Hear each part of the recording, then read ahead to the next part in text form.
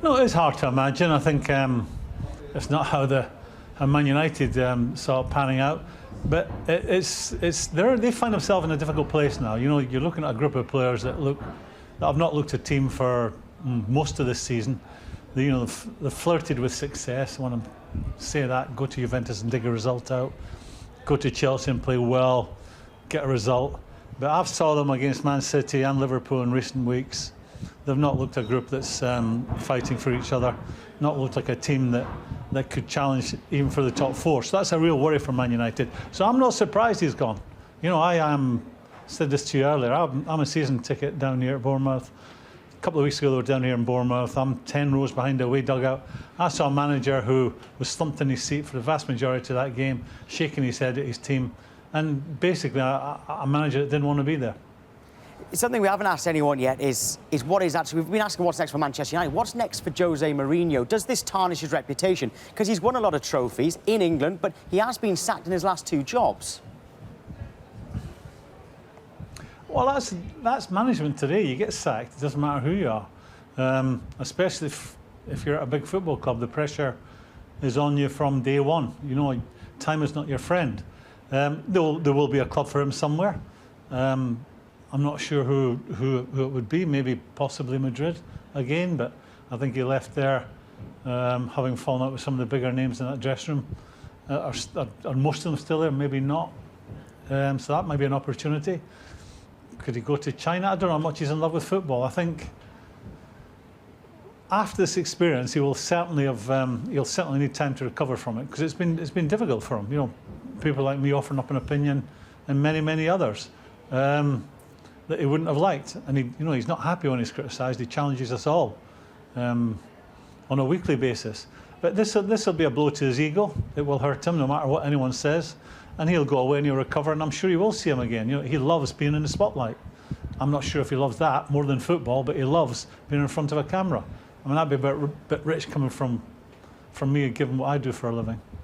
Well, you did wonder whether he's still in love with football. Now, if you look back to maybe when I'll tell you what, his first spell at Chelsea, when he first came to the Premier League, have you seen a massive change in his demeanour from now?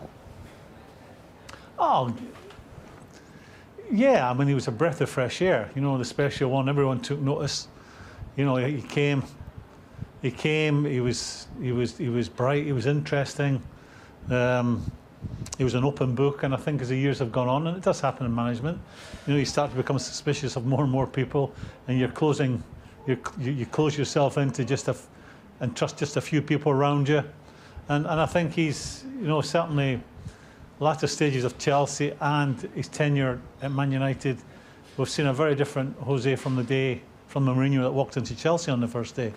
And is that like bitter experiences of football management? Is it you're getting older and wiser, but he's not been as entertaining and as good a watch as he was when he first walked into Chelsea?